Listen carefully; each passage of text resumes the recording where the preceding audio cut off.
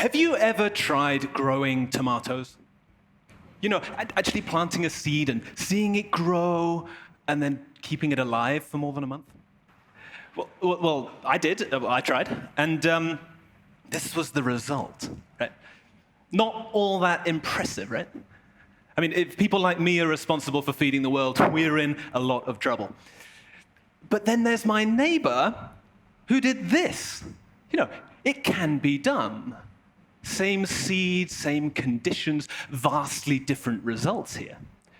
I mean, we could have expected that, I guess, because he's an agronomist and I'm just a marketing guy, right?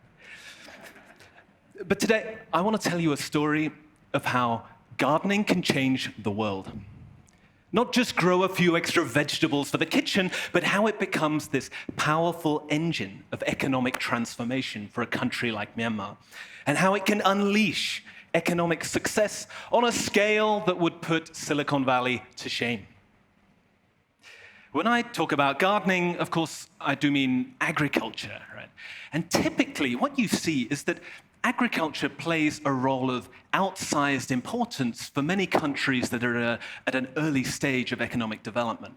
And in this, Myanmar's no different, right? I mean, you have a fast-growing population, most of whom are in the countryside, and you can just see the importance of the agricultural sector to the overall country's economy.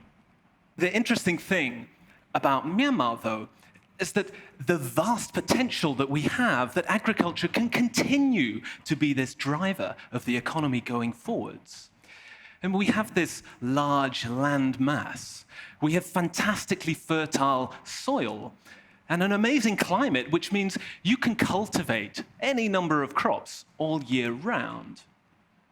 But it's funny, right? Because there's this perception that if your country's economy is based on farming, well, you're going to be a poor country. Yeah. Or this general belief that agriculture, pinning your hopes on agriculture to develop the economy, it's not a smart thing to do, or it's because of this that Myanmar is a poor country. I say that is nonsense. That's just not right. I mean, what we learn from examining the development of economies throughout the 20th century is this: you can't become a rich country until you've got agriculture right. Now, it's funny because all the time, we kind of ignore agriculture in many countries. It's this implicit urban bias, right? The presumed superiority of the city over the countryside, of the urban over the rural. And governments, I mean, not just here, but governments all around the world, they make policies that make perfect sense if you're a city dweller, but no sense at all if you're a farmer in the countryside, which is where everybody is. So, if we understand just the fundamental importance of agriculture for our success and the success of many other countries, I mean, we can't ignore it. We can't afford to ignore it. We need to be taking pride in our agriculture. We need to be proud of our farms and of our farming, of the wealth, of the beauty of these fantastic natural conditions. It's funny because all too often the reality of agriculture just doesn't live up to the potential. I mean, here we are in Southeast Asia. It's the land of the smallholder farmer, right? So that means you have millions of small plots of land which need to feed a family and also need to provide them with some kind of an income. It's pretty tough. Let me give you an example. This is Ma Zin. Now, Ma Zin cultivates a 3-acre plot of land just outside Magwe in central Myanmar, right? She grows peanuts and maybe some sesame if she thinks that the rains are going to be kind to her this year. Her farm isn't irrigated, which means that half the year it lies empty because there's no water. In her village, pretty much everyone's a farmer. Pretty much everyone's poor. Now, life here is precarious. Ma Zin knows that if she doesn't get the yield from the crop that she needs, or the crop price dips, she's not going to have enough money to pay back the moneylender who lent her money to buy the seed and the fertilizer and to send her child to school. Now, if that happens, then she may well lose the farm. Now, it's the same story again and again throughout the country. These are the two biggest crops here in Myanmar. We've got rice and we've got corn. And if you're comparing the average performance, right, the average yield from these farms, Myanmar here in red is consistently underperforming our neighbors or the best in class. I mean, if you go back to what I said before about, taking pride in agriculture, we see these numbers and we think, oh, we've got so much work to do here, right? And you say, okay, so if I asked you to say, what does agriculture look like to you if it makes you proud, right? What is agriculture that we can be proud of? What does it look like? You might think of something like this, right? This is pivot irrigation in the Midwest of the US. Or maybe something like this. This is a 20,000-acre mega farm in Argentina. All of these things, big machines, big scale. Remember, the economists always tell us the importance of scale. And it's about efficiency, right? A higher scale, you can be more efficient, you can make more money. But these sorts of things have actually sparked revolutions in the past, right? I mean, just think about the Soviet Union or China. I mean, they had this vision of agriculture, right? The Marxists and Chairman Mao, they hated these small farms that you still see today throughout much of Asia.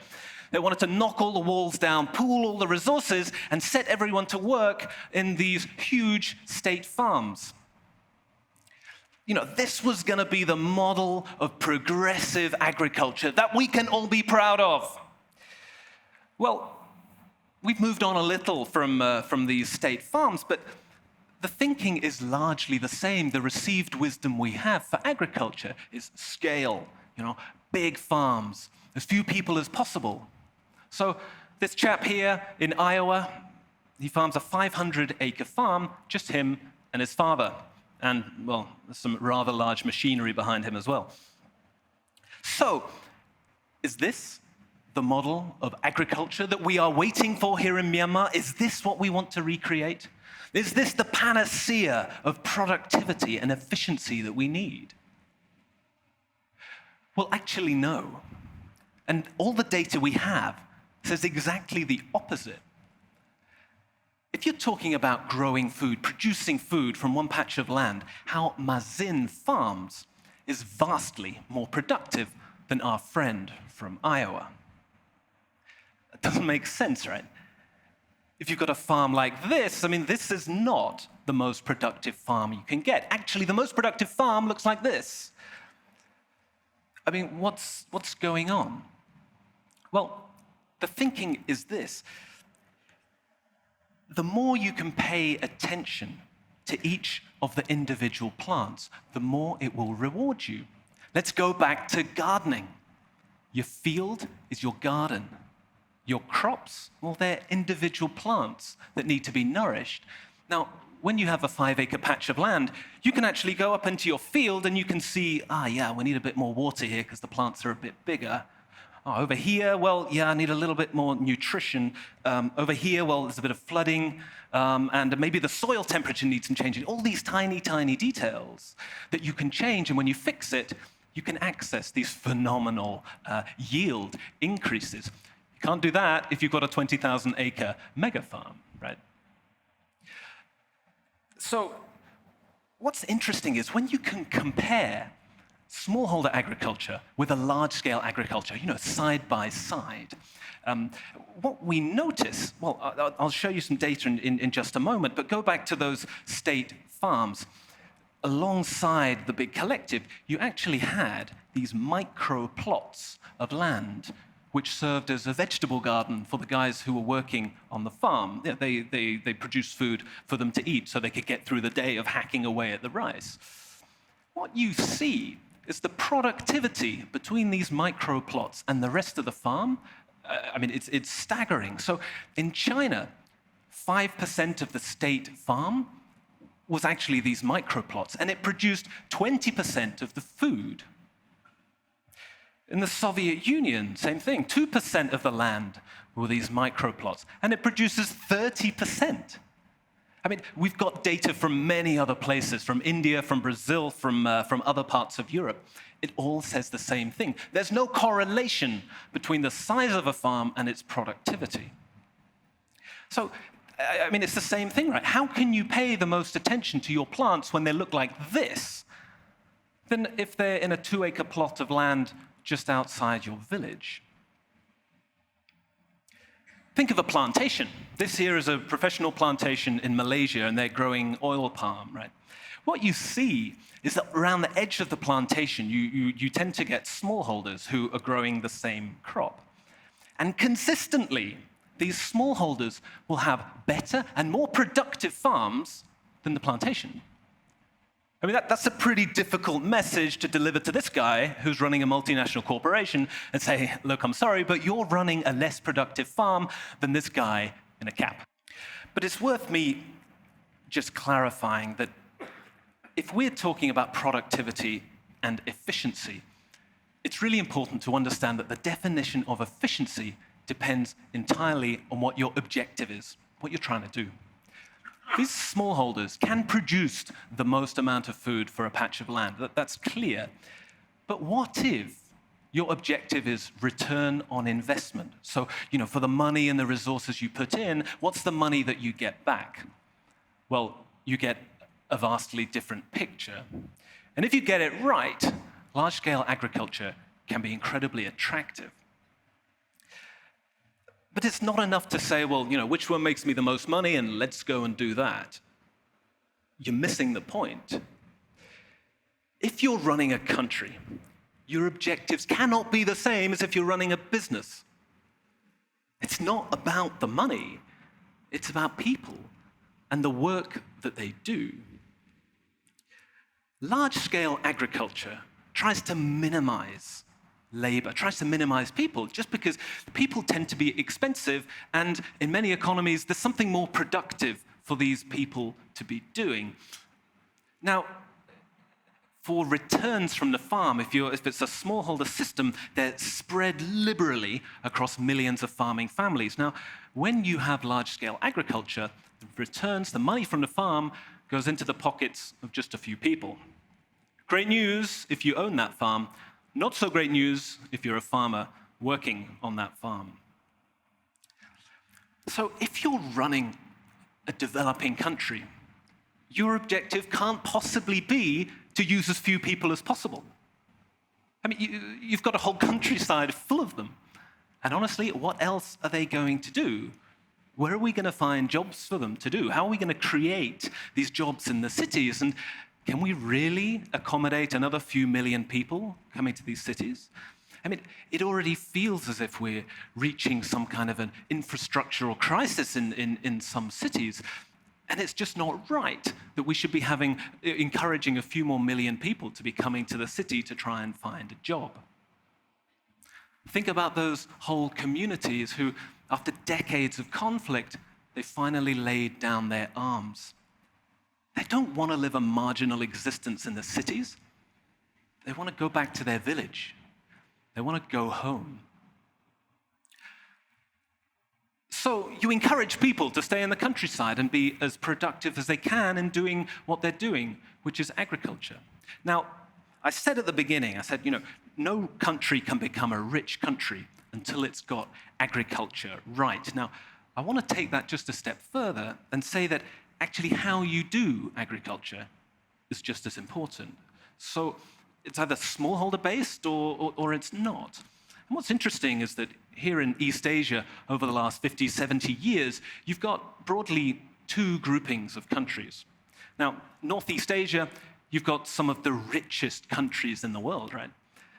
Now, they implemented land redistribution and had smallholder-friendly policies for agriculture after the Second World War. Now, in the Southeast Asia, typically they went for larger-scale plantation-based agriculture, mostly as a hangover from the colonial experience. Now, it's hard to escape the conclusion that Southeast Asia is lagging behind Northeast Asia in this respect. At this point, I have to admit that it's not enough for me to stand here and say to all the farmers, you can be wildly productive if you just put your head down and focus on growing better tomatoes, right? Or better cabbages or whatever it is you're growing. There's some significant infrastructure that you need in order to make this transformation happen. Now, this first question of land, it's a thorny one, okay? And I'm not going to go into it today, but just suffice to say, if you have an asset, your land, you're not going to invest in your asset unless you know it's your asset. Training, growing a better crop. I mean, if it's people like me growing the food, guys, we're in a lot of trouble.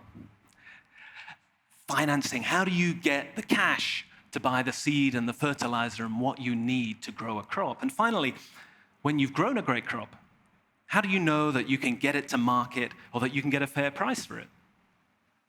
So let's assume that our venerable leaders, I mean, they're here today or they're big fans of TED. They see the talk and they say, let's do what the British guy said. So they do all of this. Great, okay, well, fast forward a few years. Actually, what you see is that as the productivity goes up, the number of people you need actually goes down. So people are freed up, and now they have a choice. Well, maybe they want to go to the city and find a job. You know, they can come back to the farm at harvest time. Now, they get twin streams of income, one from the farm and one from the city.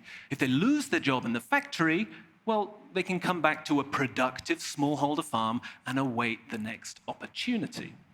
Just think of the resilience that that creates for a rural economy. Or alternatively, well, they stay where they are. I mean, just because you're in the countryside doesn't mean you need to grow stuff. Doesn't mean you need to be a farmer. There's many things you can do, right? From breeding ducks to selling fertilizer to milling rice, and using the profits from a farm to invest in your rural enterprise. People, this is rural entrepreneurship. This is where it starts. Let's be clear. Farmers are the ultimate entrepreneurs. I mean, they're not sitting down tapping away on their laptop or wearing their hoodie. No, but effectively they're doing exactly the same thing, right? They're using their assets, their land and their labor to run their small business. Now, many of us, we see the plight of these smallholder farmers. And you know, we feel we want to help them, we want to donate, we want to do something. But let me tell you, farmers don't need that. They don't want it. They just want to get on and run their business. One final thought. In many countries, we've reached the stage of development where we simply do not understand the value of our farmers. Right? We delegate the most fundamental responsibility of our lives, which is to feed our family, to a group of people who live in some of the most difficult conditions imaginable. We are free to live our lives and chase our goals and our ambitions simply because we don't have to worry about growing food every day. These farmers, they're not to be pitied. They're not to be ignored. They are to be recognized as a fundamentally important part of our society, the foundation on which all of our success is based. Let's face it, without farmers, we would all be naked, hungry, and sober. And I say that's a sad place to be. Thank you very much. Thank you.